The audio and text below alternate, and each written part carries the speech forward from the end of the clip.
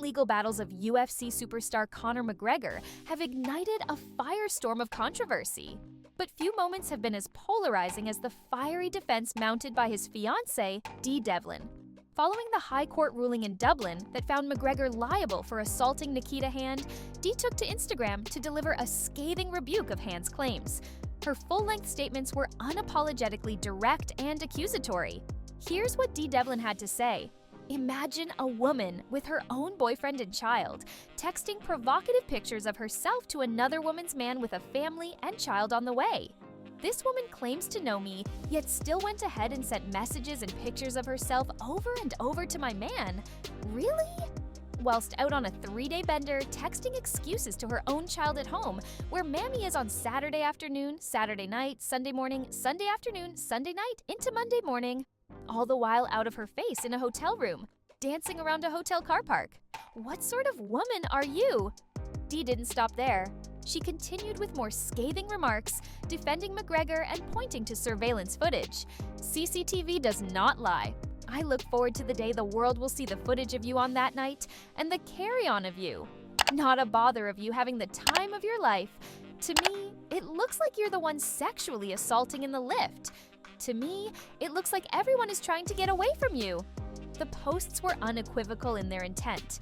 Dee Devlin stood firmly by McGregor, claiming that the evidence contradicted Hand's allegations.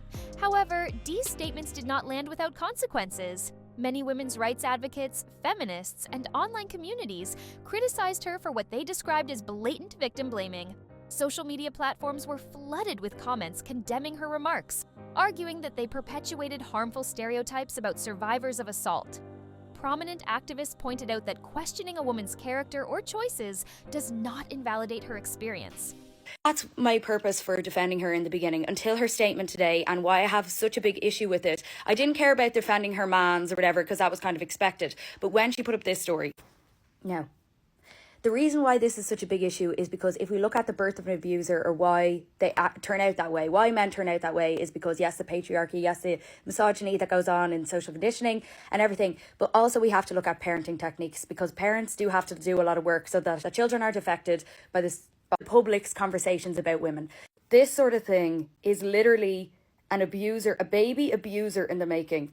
And I hope to God that my daughter never has to come into contact with one of these boys, because that is vile. You literally have to think of the responsibility that you are creating a person that has to be a member of society, that has to be a compassionate, respectful member of the community. And they do have an effect on other people, and they can literally turn into criminals. Like, why would you literally want to make a criminal? I don't understand that. Tasha O'Brien, a feminist leader who participated in the recent march, stated, "This kind of rhetoric takes us backward. Survivors deserve to be heard, not shamed for their personal lives or decisions." Dee's posts were also cited as an example of the societal pressure placed on women to defend their partners at all costs, even when serious allegations are at play. 3 days after the verdict, a massive march took place in Dublin in support of Nikita Hand. Hundreds gathered, holding signs with slogans such as "Justice for Nikita" and "Survivors deserve respect."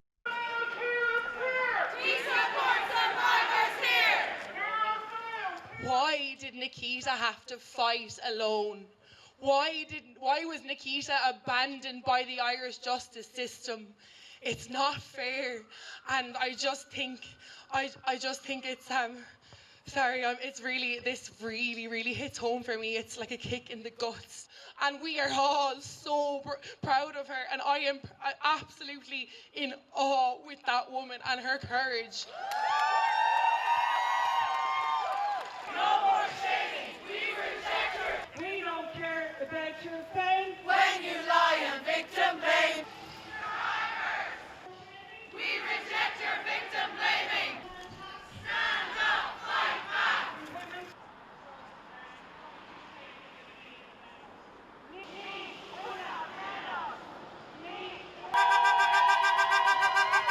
Nikita herself delivered an emotional speech outside the courthouse, saying, "I never wanted this to become a spectacle.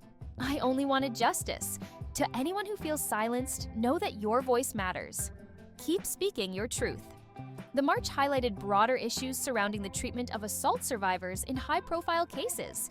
Ruth Coppinger, a former politician and activist, addressed the crowd. emphasizing that the backlash against Hand was indicative of a larger cultural problem. This isn't just about one case. This is about how we as a society respond to women who dare to hold powerful men accountable. Despite the backlash, McGregor continues to have staunch supporters, including controversial figures like Andrew Tate. Tate, known for his provocative and often divisive views, took to social media to denounce the court's decision, calling it a bullshit ruling. He claimed, "Women sleep with rich men, and if that man doesn't fund their life afterward, they lie and sue. It's impossible to be a man in the Western world." Tate's comments sparked outrage, with critics accusing him of perpetuating misogyny and undermining the justice system. However, his remarks also resonated with a segment of McGregor's fan base, who view the trial as an attack on successful men. While the public debates rage on, alarming new details have emerged about threats to Nikita Hand's safety. Shortly after she announced her intent to take McGregor to court, her home was invaded, and her boyfriend was stabbed during the attack. Although authorities have not confirmed a connection between the incident and the legal case, supporters of Hand have expressed concerns about her well-being. Activist Natasha O'Brien commented, "This isn't just about justice in the courtroom. It's about ensuring that survivors can seek justice without fearing for their lives." Many have called for increased security measures for Hand and other survivors involved in high-profile cases, emphasizing the need for systemic changes to protect those who come forward. As the dust settles on the initial ruling, the case continues to polarize public opinion. On one side are those who believe McGregor and Devlin's narrative, pointing to evidence they claim exonerates him. On the other are advocates for Hand, who see the case as a landmark moment in holding powerful men accountable. The legal battles are far from over, with McGregor's team already planning an appeal. But beyond the courtroom, the cultural implications of this case and the conversations it has sparked are likely to resonate for years to come.